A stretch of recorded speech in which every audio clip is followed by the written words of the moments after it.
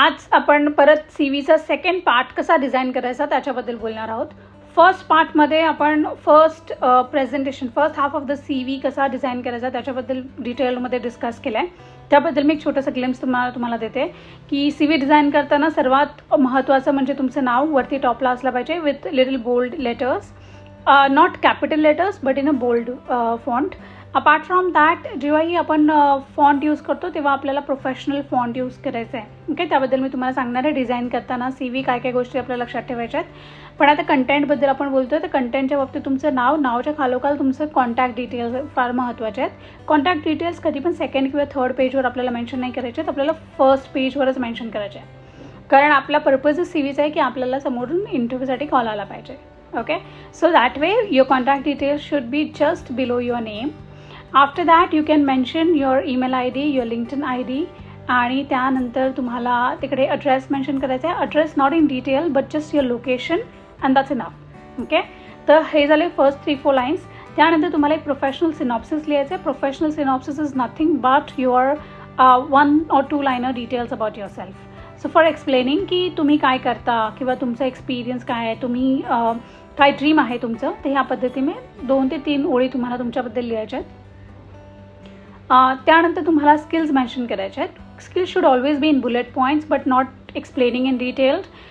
Skills mention करताना तुम्ही bullet points जर जास्त स्किल्स असतील तर त्याला तुम्ही नेहमी रोमध्ये मेन्शन करा आणि जर 4 ते 5 असतील तर त्याला कॉलम वाईजमध्ये पण मेन्शन करू शकता. ओके, स्किल्स मेन्शन केल्यानंतर तुमचे सर्टिफिकेशन्स असतील, काही इम्पॉर्टंट प्रोजेक्ट्सवर तुम्ही काम केलं आहे त्याच्याबद्दल डिटेल असेल.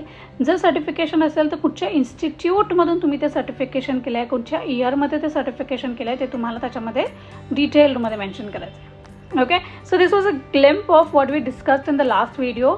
सो नाव आता मूव्हिंग टू द नेक्स्ट. आपण आता बोलूया की second part of the CV कसा असला पाहिजे. ओके, आता फर्स्ट पार्टमध्ये वरच्यावर तुम्हाला डिटेलमध्ये इन्फॉर्मेशन तुमच्याबद्दल तुम्ही दिलेली आहे. पण आता आपण एक्सप्लेन करणार आहोत की हा जो एवढं आपण आपल्याबद्दल जे शिकलो आहोत ते कुठून शिकलो, काय आपण कोणत्या कंपनीमध्ये काम केलं आहे आणि काय केलं आहे त्याबद्दल आपण डिटेलमध्ये सेकंड फेज ऑफ सीव्हीमध्ये आपण मेन्शन करणार आहोत. सेकंड फेजमध्ये आपल्याला मेन्शन करायचं आपलं प्रोफेशनल बॅकग्राऊंड, म्हणजे आपण कुठच्या ऑर्गनायझेशन्समध्ये काम केलं ह्याच्या आधी, तर ते मेन्शन करताना काय गोष्टी लक्षात ठेवायच्या आहेत. सर्वात महत्त्वाचं म्हणजे again it will go in the same way, it should be in reverse chronological order. Reverse chronological म्हणजे जी रिसेंटमध्ये तुम्ही ज्या कंपनीमध्ये काम केलं आहे त्या कंपनीची इन्फॉर्मेशन, त्याच खालोखाल त्याच्या आधीच्या कंपनीमध्ये तुम्ही जे काम केलं आहे त्याची information and then it goes on like that way. Okay, so आत्ता तुम्ही कुठच्या कंपनीमध्ये काम करत आहात त्याच्याबद्दलची इन्फॉर्मेशन टॉपला सर्वात असेल. तर ते लिहिताना तुमचं डेझिग्नेशन काय आहे ते महत्त्वाचं आहे जास्त. त्याच खालोखाल तुमच्या कंपनीचं नाव येईल की मी ह्या कंपनीमध्ये ह्या डेझिग्नेशनवर आहे. त्यानंतर टाईमलाईन म्हणजे कुठच्या महिन्यापासून कुठच्या वर्षापासून मी आत्तापर्यंत काम करते, टिल डेट असं आपण म्हणू शकतो तिथे. तर हे मेन्शन करणं गरजेचं आहे. त्याच्यानंतर तुम्ही मेन्शन करू शकता about your roles and responsibilities. Okay, तर हा फॉर्मॅट आपला सेम राहील for all the companies in which you have worked. So like तुमचं असेल की तुम्ही मेन्शन करू शकता तिथे तुमच्या, जसं मी म्हणाले, designation, your company name, timeline आणि location. Okay, location also we can mention in the CV. So like that way हे फर्स्ट 3-4 लाईन्स झाले प्रोफेशनल इन्फॉर्मेशनचे.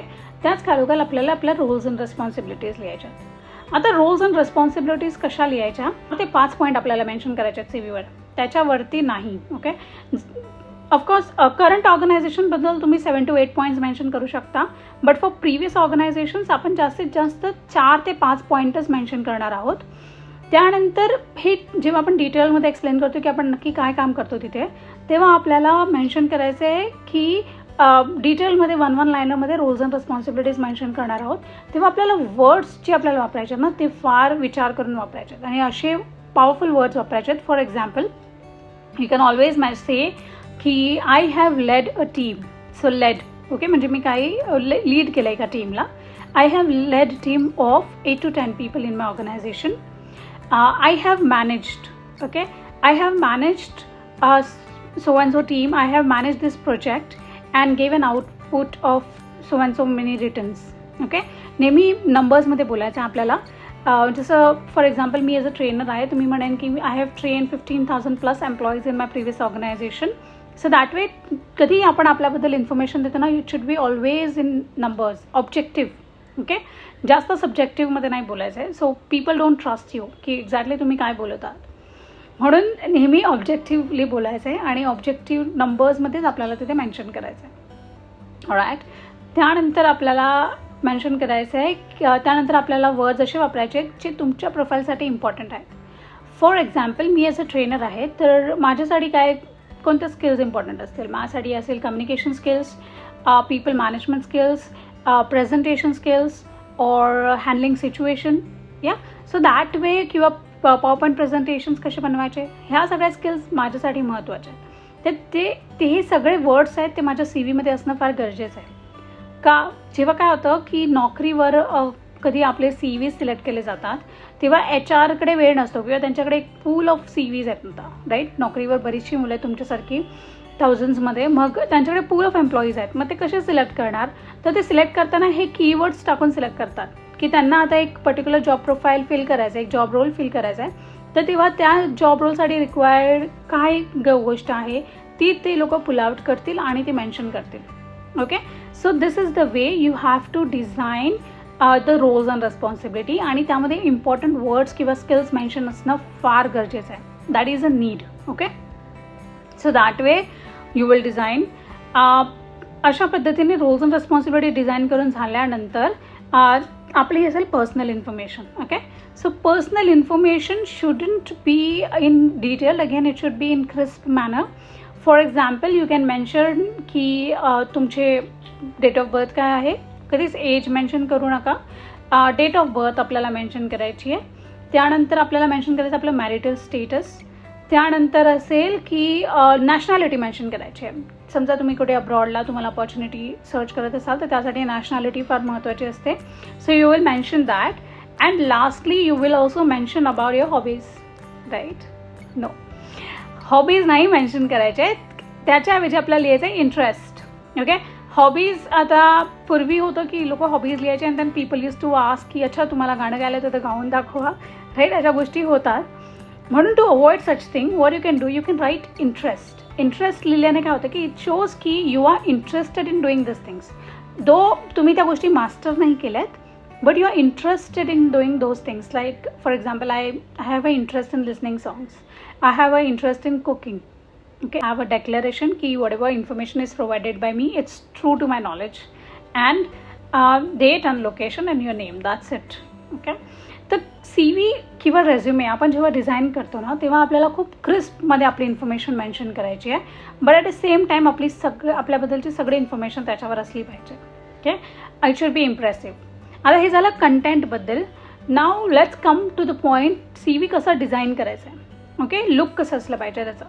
आता CV डिझाईन करताना आपल्याला काय गोष्टींची काळजी घ्यायची की समजा आता मी CV डिझाईन करते तर आपल्याला पहिला फॉन्ट इम्पॉर्टंट आहे. फॉन्टमध्ये नेहमी लक्षात ठेवा आपल्याला प्रोफेशनल फॉन्ट्स यूज करायचे आहेत. कॅलिब्री, एरियल, ओल्ड मॉन्क. ते हा old monk is a font आहे तो तुम्ही यूज करू शकता. ओके, तर ह्या पद्धतीने आपल्याला प्रोफेशनल फॉन्ट यूज करायचे. एरियल किंवा Calibri it's more preferable. Apart from that you should never capital लेटर्समध्ये आपल्याला नाही जास्त मेन्शन करायचं. Okay, I have seen many CVs where तिकडे प्रत्येक डिटेल बोल्डमध्ये मेन्शन केली आहे. तर ते आपल्याला बोल्डमध्ये डिटेल्स नाही मेन्शन करायचे आहेत. आपल्याला क्रिस्पमध्ये म्हणजे नॉर्मल फॉन्टमध्ये सगळे डिटेल्स मेन्शन करायचे आहेत. Now coming to the colours. CV use करताना आपल्याला कलर्स कुठचे वापरायचे आहेत तर CV डिझाईन करताना आपल्याला कलर्स वापरायचे आहेत yellow, white, grey and black and blue. Okay, these are professional colors. Apart from these colors, you should not rather use any colors, not more preferable or not suggestible.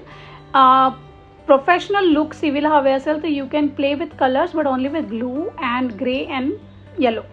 Okay, it gives a professional look to your CV आणि at the same time थोडं colourful पण present करता येतं आपल्याला. Okay, जिथे पाहिजे तिथे तुम्ही अंडरलाईन करू शकता. हायलाईट कोणती गोष्ट करायची तर त्याखाली अंडरलाईन करा किंवा बोल्ड करा. But don't highlight with a yellow colour. Okay, yellow तुम्ही बॉर्डरलाईनसाठी किंवा येलो तुम्ही अंडरलाईनसाठी वगैरे यूज करू शकता, बट हायलाईट नका करू कधी सी व्हीमध्ये. Okay, that's really wrong. तर अशा पद्धतीने सी व्ही यूज करायचं आहे.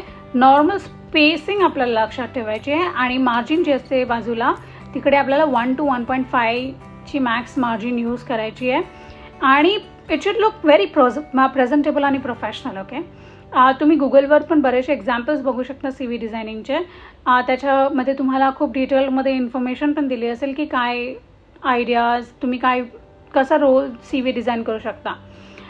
ओके, आता सी व्ही डिझाईन करताना समजा तुमचं कमांड ऑफ लँग्वेज एवढी चांगली नाही आहे किंवा तुम्हाला इंग्लिशमध्ये नाही मांडता येतात तुमच्या फिलिंग्स किंवा तुमचे थॉट्स काय आहेत किंवा तुमचं एक्झॅक्टली क्वालिफिकेशन तुम्हाला तुमच्याबद्दल एक्झॅक्टली मांडता येत नाही आहे डिटेल व्यवस्थित. ओके, किंवा शब्द नाही आहे, तर तुम्ही ChatGPTची यूज करा. ChatGPT हे एक AI टूल आहे, त्याच्यावर फ्रीमध्ये अकाउंट ओपन करा आणि तुम्ही ChatGPTला काही प्रश्न विचारू शकता किंवा काही काम सांगू शकता. For example you can ask him की तुम्ही मला माझा हा जॉब रोल आहे, मला ह्याच्यासाठी जॉब रिस्पॉन्सिबिलिटीज डिझाईन करून द्या. Okay, so ChatGPT will design it for you. It is so easy nowadays. Okay, तुम्हाला फक्त AI यूज करता आलं पाहिजे आणि जर ते तुम्ही व्यवस्थित यूज केलं then it will be very easy. Life खूप इझी होऊन जातं. Okay, so use it is available free of cost. ChatGPT आज सगळ्यांना माहिती आहे, बरेचसे लोक यूज करतात, तुमच्यामध्येही बऱ्याच लोकांना माहिती असेल. जर तुम्हाला कुठे अडचण येत असेल सी व्ही डिझाईन करताना कंटेंट लिहिण्याबद्दल तर डेफिनेटली ChatGPTचे यूज करा. गुगलवर तुम्ही डिटेल्स फाइंड आउट करू शकता, but ChatGPT will give you precise details, precise लिहून देईल तुम्हाला की तुम्ही हे सी व्हीमध्ये लिहू शकता. Okay, it is that helpful. Okay, so that वे आपल्याला आपला सी व्ही डिझाईन करायचं आहे. सी व्ही डिझाईन केल्यानंतर जेव्हा तुम्ही कोणाला सी व्ही फॉरवर्ड करता तेव्हा सगळ्यात महत्त्वाची गोष्ट आपल्याला लक्षात ठेवायची की आपल्याला PDF फॉर्मॅटमध्ये सी व्ही फॉरवर्ड करायचं आहे. कधी पण वर्ड फॉर्मॅटमध्ये आपल्याला सी व्ही फॉरवर्ड नाही करायचं आहे, बिकॉज वर्ड फॉर्मॅटमध्ये त्याच्यामध्ये चेंजेस केले जाऊ शकतात. म्हणून तुम्ही कधीही तुमचा सी व्ही कोणत्या ऑर्गनायझेशनमध्ये कुठच्या HRला कन्सल्टंटला तुम्ही सी व्ही फॉरवर्ड करत असाल तर तो PDF फॉर्मॅटमध्ये सी व्ही फॉरवर्ड करायचा आहे. आणि तेवढंच नाही, जर तुमचे सर्टिफिकेशन्स पण तुम्ही जर फॉरवर्ड करत असाल तेही तुम्हाला PDF फॉर्मॅटमध्येच फॉरवर्ड करायचे. Okay, so this was all about C V. तुमचे काही प्रश्न असतील तर नक्की मला विचारा, मी तुम्हाला प्रत्येक प्रश्नाचं उत्तर नक्की देईन. आणि आपण परत भेटूया दुसऱ्या व्हिडिओबरोबर आणि भरपूर लर्निंग्स घेऊन येणार आहे तुमच्यासाठी. Thank you so much.